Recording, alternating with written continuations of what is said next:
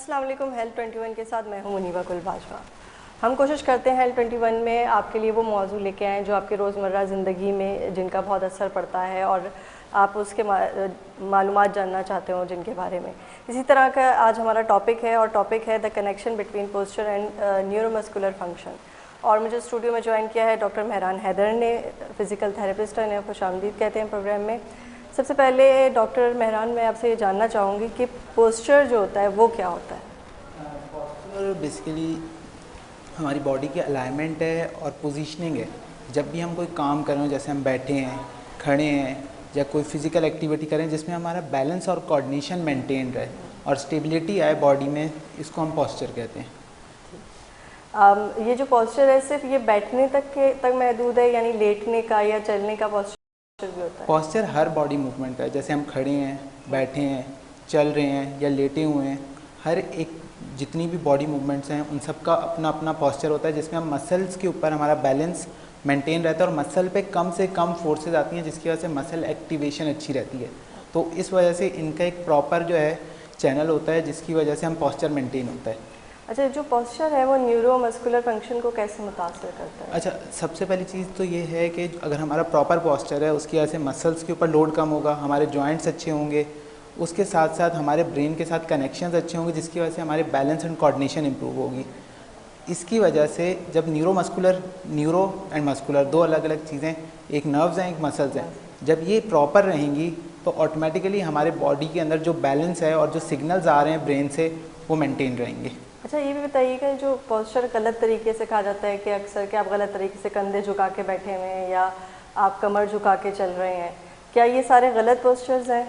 बिल्कुल, ये गलत पोस्चर्स हैं। सबसे पहले देखें कि अगर पोस्चर गलत है, कंधे झुका के बैठे हैं, गर्दन आगे करके बैठे हैं, आजकल जैसे मोबाइल यूज़र्स हैं, मोबाइल यूज़ बहुत गलत तरीके से किया जा रहा है, प्रॉपर अर्गोनॉमिक्स को मेंटेन नहीं किया जा रहा।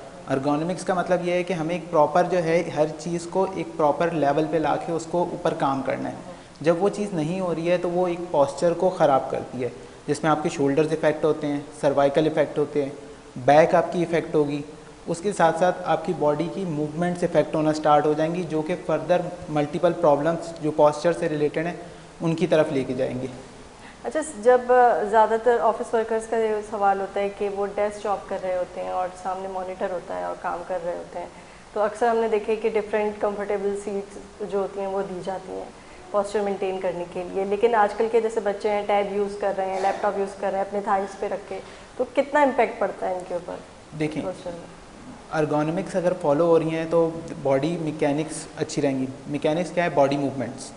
तो जब बॉडी के अंदर मूवमेंट्स प्रॉपर रहेंगी, आप बॉडी के मसल्स के ऊपर लोड नहीं डालेंगे, बॉडी के मसल्स के ऊपर टेंशन नहीं आएगी, तो मसल्स बहुत अच्छे से काम करेंगे।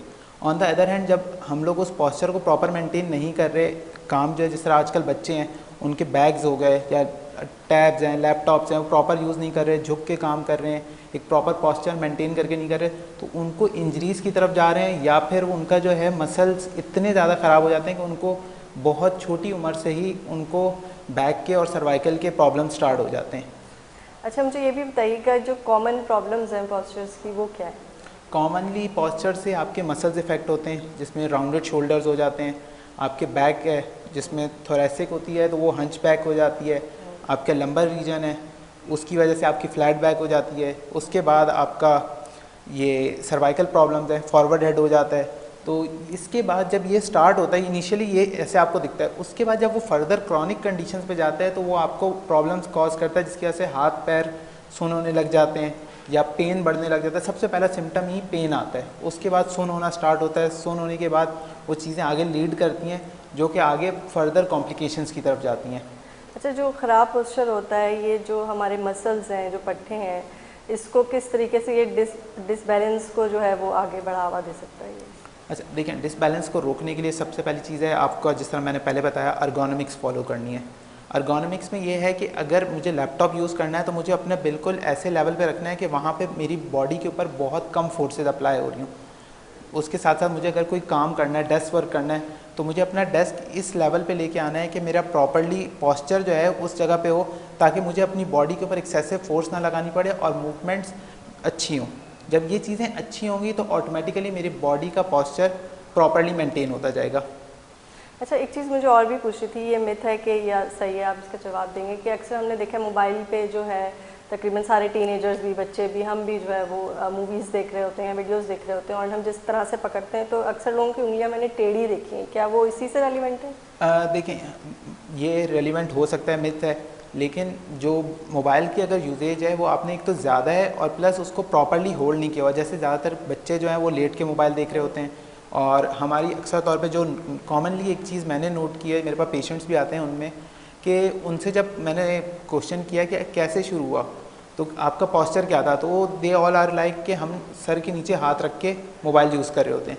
तो जिसकी वजह से आपकी जो है पॉस्चर इफेक्ट होता है, और पॉस्चर इफेक्ट होने की वजह से आपके जो नर्व्स हैं और आपके मसल्स हैं वो टाइट होने लग जाते हैं, जिसकी वजह से आपको पेन एंड कॉम्प्लिकेशन स्टार्ट होती हैं।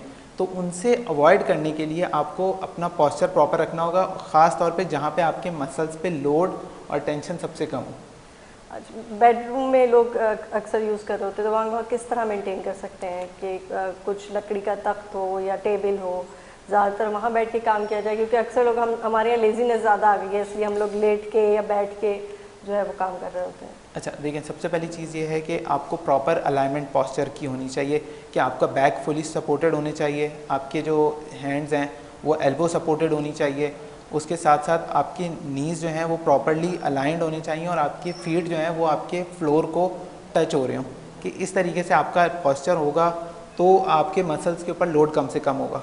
अगर आप खड़े हैं तो खड़े होने में आपको बिल्कुल अपना बैलेंस मेंटेन करके रखना है, आपके नर्व्स का, आपकी मसल्स का कोऑर्डिनेशन प्रॉपर होना चाहिए। कोऑर्डिनेशन बेसिकली क्या है कि आपकी smooth, accurate and proper body movements, जब ये स्मूथ और एक्यूरेट मूवमेंट्स होंगी तो ऑटोमेटिकली बैलेंस आपका अच्छा होगा, बैलेंस अच्छा होने की वजह से आपका पॉस्चर प्रॉपर्ली मेंटेन्ड होगा। अच्छा, ये भी बताइएगा कि जो गलत पॉस्चर यूज़ करते हैं उससे नर्व रिलेटेड इश्यूज़ कितने पैदा होते हैं?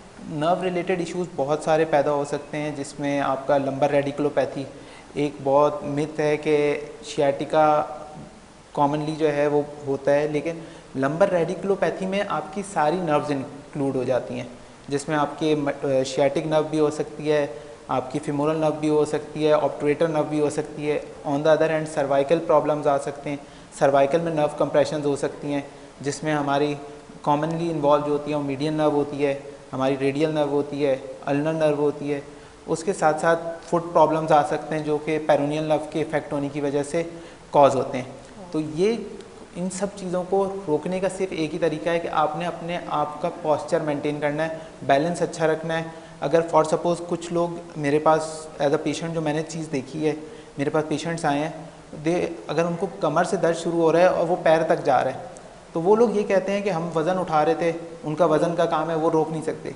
तो आपको जो है अर्गोनॉमिक्स फॉलो करते हुए कि आपका अगर वज़न ज़मीन पे है तो आपको पहले अपने आप को ज़मीन पे बैठना है और फिर उस वज़न को उठाना है, ना कि झुक के डायरेक्टली वज़न को उठा लें।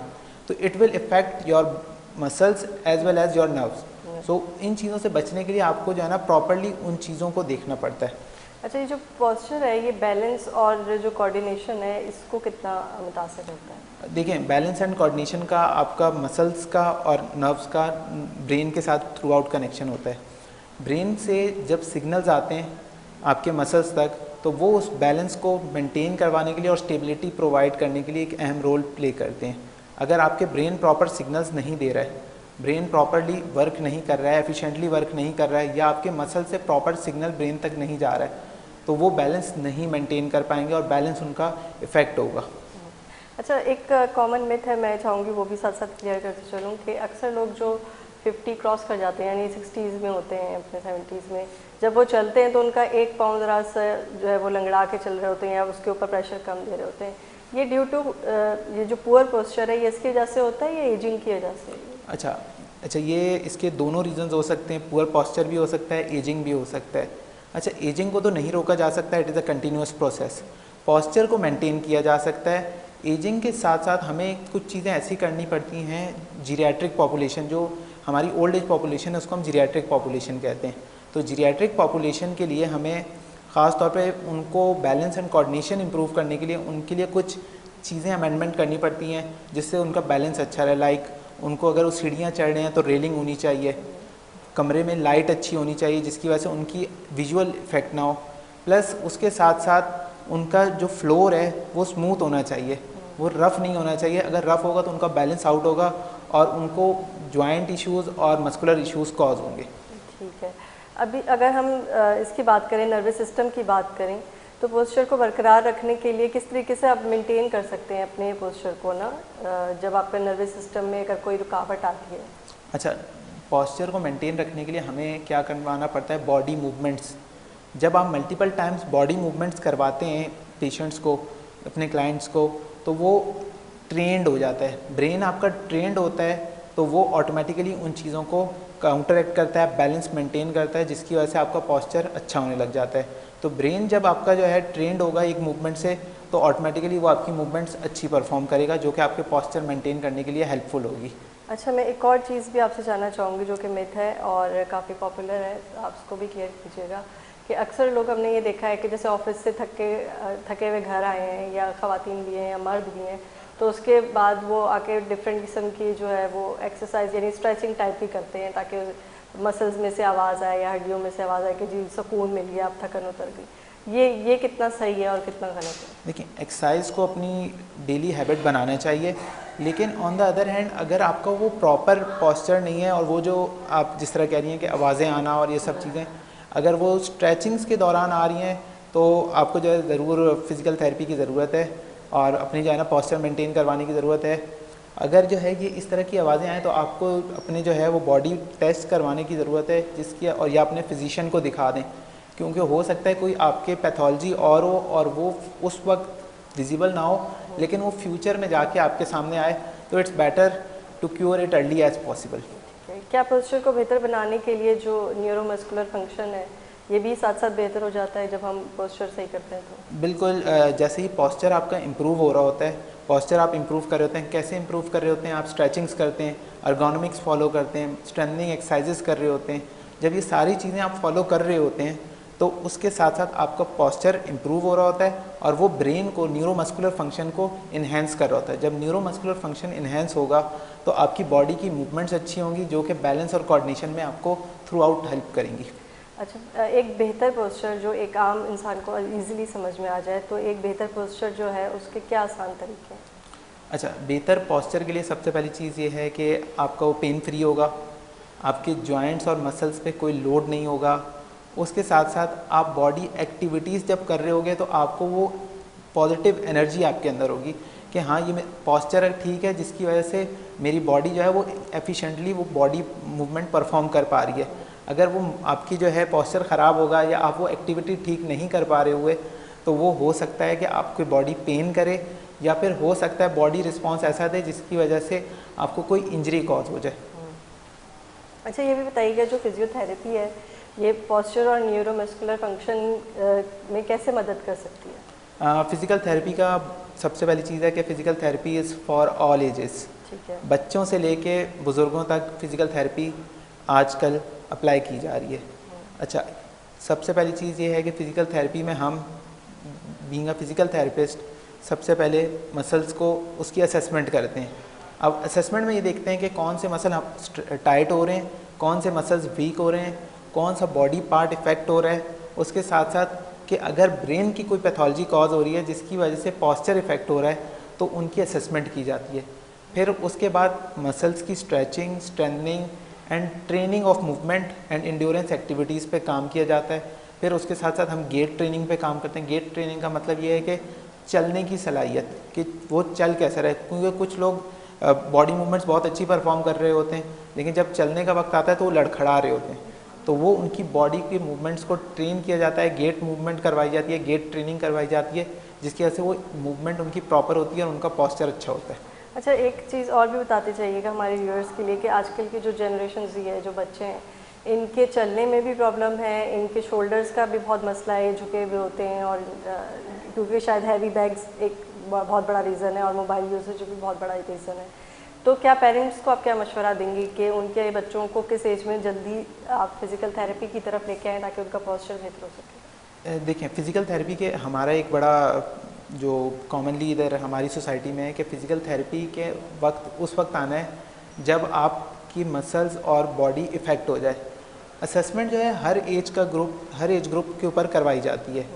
उसके बाद ये चीज़ है कि बच्चों के अंदर स्कूल का बैग बहुत ज़्यादा हैवी होता है जो आजकल है। सो आई विल प्रेफर कि जो टाइम टेबल है आपका वही से फॉलो किया जाए, कि टाइम टेबल ऐसा हो कि जिसके अकॉर्डिंगली से बुक्स लेके जाएं, ताकि आपके बॉडी के ऊपर, मसल्स के ऊपर लोड ज़्यादा से ज़्यादा कम रहे।